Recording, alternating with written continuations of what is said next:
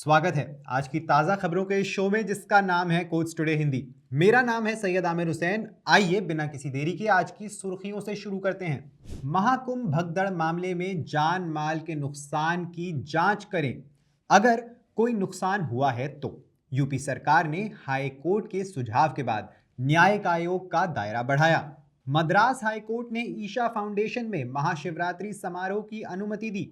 प्रदूषण नियमों के उल्लंघन की याचिका खारिज की। सुप्रीम कोर्ट ने ऑनलाइन इंटरव्यू को लेकर यूट्यूबर सुवक्कू शंकर के खिलाफ कई एफआईआर क्लब की। कस्टम विभाग के रोलेक्स घड़ी जब्त करने वाले की शिकायत करने वाले विदेशी नागरिक को दिल्ली हाई कोर्ट ने राहत दी। सुप्रीम कोर्ट ने इंटरनेट की मतों के विनियमन की मांग करने वाली जनहित याचिका को खारिज कर दिया। एआईबीई के फीस को चुनौती के मुद्दे पर पहले बार काउंसिल ऑफ इंडिया के समक्ष अपना पक्ष प्रस्तुत करें। सुप्रीम कोर्ट ने याचिकाकर्ता से कहा, न्यायालयों को व्यक्तिगत स्वतंत्रता में हल्के से हस्तक्षेप भी नहीं करना चाहिए। सुप्रीम कोर्ट ने जमानत रद्द करने के हाई कोर्ट के आदेश को खारिज कर दिया। इन खबरों के बारे में ज्यादा जानकारी के लिए सब्सक्राइब करिए हमारा यूट्यूब चैनल या विजिट करिए हमारी वेबसाइट www.livelaw.in, जहां आप इन सारी खबरों के बारे में अच्छे से जान सकते हैं। लाइव लॉ हिंदी पे आपको हिंदी में सारी ताज़ा अपडेट्स भी मिल जाएंगी। अगर आपको ये वीडियो पसंद आया है तो इसे लाइक करिए और कमेंट करिए अपने व्यूज। हमें यूट्यूब पर सपोर्ट करने के लिए हमारे वीडियो को शेयर करिए। आप हमें सपोर्ट करके लीगल जर्नलिज्म को प्रमोट कर सकते हैं। तो आइए अब बिना किसी देरी के हमारी पहली खबर की ओर बढ़ा जाए। आज की पहली खबर में उत्तर प्रदेश सरकार ने इलाहाबाद उच्च न्यायालय को सूचित किया है कि उसने प्रयागराज में महाकुंभ भगदड़ की न्यायिक आयोग की जांच का दायरा बढ़ा दिया है। आयोग अब जान माल के नुकसान की जांच करेगा और मेला, जिला और स्वास्थ्य सेवा प्रशासन के बीच समन्वय का भी आकलन करेगा। न्यायमूर्ति हर्ष कुमार, जो कि सेवानिवृत्त इलाहाबाद उच्च न्यायालय के न्यायाधीश रह चुके हैं, की अध्यक्षता में एक 3 सदस्यीय न्यायिक आयोग मूल रूप से 29 जनवरी 2025 की भगदड़ का कारण निर्धारित करने और निवारक उपायों का सुझाव देने के लिए स्थापित किया गया था। उच्च न्यायालय के सुझाव के बाद 22 फरवरी को जारी एक नई अधिसूचना ने इसके कार्यक्षेत्र का विस्तार किया। आयोग का कार्यकाल भी 1 मार्च 2025 से 1 महीने के लिए बढ़ा दिया गया है। संगम पवित्र स्नान स्थल पर हुई भगदड़ में कथित तौर पर 30 से 39 लोग मारे गए। हालांकि मीडिया रिपोर्टों से पता चलता है कि यह संख्या अधिक भी हो सकती है। अगली खबर में मद्रास उच्च न्यायालय ने सोमवार को उस याचिका को खारिज कर दिया जिसमें अधिकारियों को पिछले समारोहों में प्रदूषण मानदंडों के उल्लंघन के मद्देनजर ईशा फाउंडेशन में महाशिवरात्रि समारोह आयोजित करने की अनुमति जारी करने से रोकने का निर्देश देने की मांग की गई थी। ऐसा करते पीठ ने ईशा को अपने महाशिवरात्रि समारोह को आगे बढ़ाने की भी अनुमति दे दी है। न्यायमूर्ति एसएम सुब्रमण्यम और न्यायमूर्ति के राजशेखर की पीठ ने तमिलनाडु प्रदूषण नियंत्रण बोर्ड द्वारा दायर हलफनामे को रिकॉर्ड पर लिया, जिसमें अदालत को सूचित किया गया था कि ईशा फाउंडेशन 26 और 27 फरवरी 2025 को कोयंबटूर परिसर में महाशिवरात्रि उत्सव के दौरान उत्पन्न होने वाले किसी भी ठोस, तरल या ध्वनि प्रदूषण से निपटने के लिए अच्छी तरह से सुसज्जित है। पीठ ने यह देखते हुए कि आशंकाएं बढ़ाने का कोई कारण नहीं है, याचिका खारिज कर दी। याचिका कोयंबटूर के निवासी एसटी शिवगनन ने दायर की थी, जिन्होंने दावा किया था कि उनके पास ईशा फाउंडेशन के बगल में एक फार्म है जहां वो गाय का पालन करते हैं।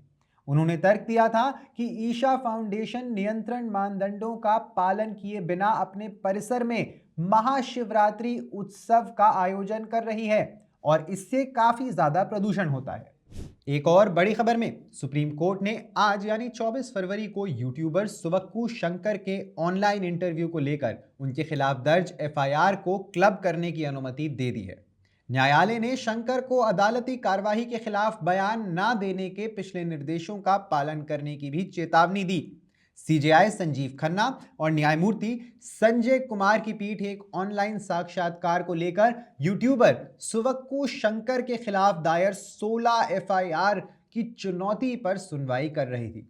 पीठ ने बताया कि आदेश पारित करते हुए उनके यूट्यूब साक्षात्कार के संबंध में एफआईआर को एक साथ जोड़ने की अनुमति दे दी जा सकती है, सिवाय एक अन्य एफआईआर अर्थात अपराध संख्या 10 को छोड़कर, जो विचाराधीन मुख्य घटना से संबंधित है ही नहीं।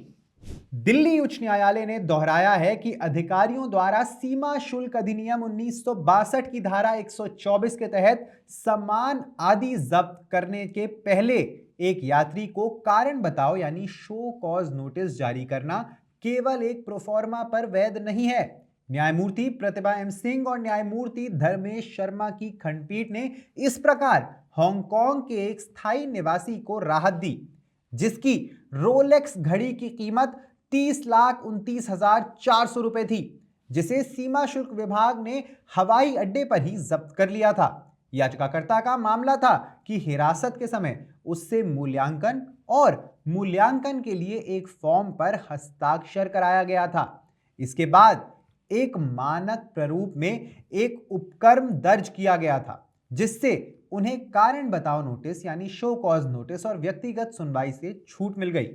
सुप्रीम कोर्ट ने आज 24 फरवरी को इंटरनेट की कीमतों के नियमन की मांग करने वाली एक जनहित याचिका को खारिज कर दिया है। कोर्ट ने याचिकाकर्ता को वैकल्पिक वैधानिक उपाय तलाशने की छूट भी दी। सीजेआई संजीव खन्ना और न्यायमूर्ति संजय कुमार की पीठ याचिकाकर्ता रजत द्वारा दायर जनहित याचिका पर सुनवाई कर रही थी। शुरुआत में सीजेआई ने बताया कि उपभोक्ताओं के पास इंटरनेट सेवाओं का लाभ उठाने के लिए कई विकल्प हैं। उन्होंने समझाया ये एक स्वतंत्र बाजार है, यानी एक फ्री मार्केट है। आपको LAN यानी लैन मिलता है, आपको वायर्ड इंटरनेट मिलता है और अन्य इंटरनेट भी हैं। BSNL और MTNL भी आपको इंटरनेट दे रहे हैं। याचिकाकर्ता ने रेखांकित किया कि हालांकि अन्य विकल्प उपलब्ध हो सकते हैं, लेकिन बाजार का अधिकांश हिस्सा वर्तमान में जियो और रिलायंस के पास ही है। अगली खबर में सुप्रीम कोर्ट ने आज ऑल इंडिया बार एग्जामिनेशन यानी AIBE के लिए 3500 रुपए का शुल्क लेने को चुनौती देने वाली एक याचिका पर सुनवाई की, जिसमें तर्क दिया गया कि यह पिछले फैसले का उल्लंघन है। याचिकाकर्ता एक वकील जो व्यक्तिगत रूप से उपस्थित हुए ने गौरव कुमार बनाम भारत संघ 2024 के फैसले का हवाला दिया, जहां अदालत ने कहा था कि अधिवक्ताओं के लिए नामांकन शुल्क अधिवक्ता अधिनियम 1961 के तहत सामान्य वर्ग के लिए ₹750 और SC/ST उम्मीदवारों के लिए ₹125 से अधिक नहीं हो सकता है।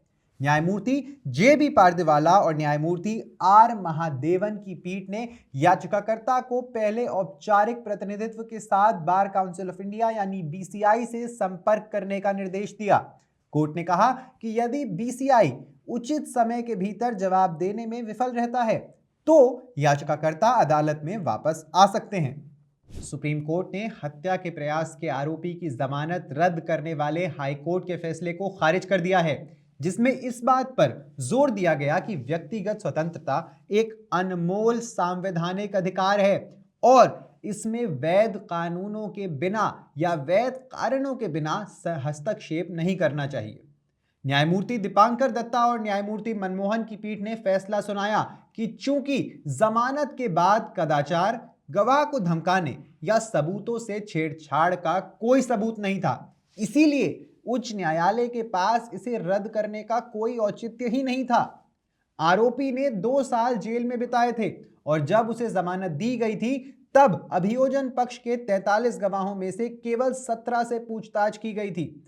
हालांकि बाद में उच्च न्यायालय ने इसे रद्द कर दिया, जिसके बाद उन्हें शीर्ष न्यायालय का दरवाजा खटखटाना पड़ा।